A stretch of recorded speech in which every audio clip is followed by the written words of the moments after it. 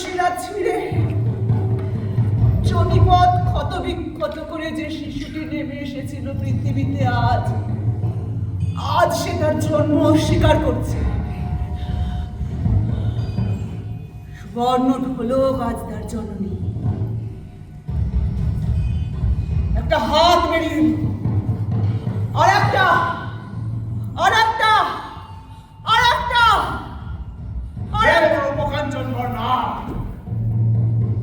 তুমি কি স্বয়ং স্বৈরাচারিণী রতি?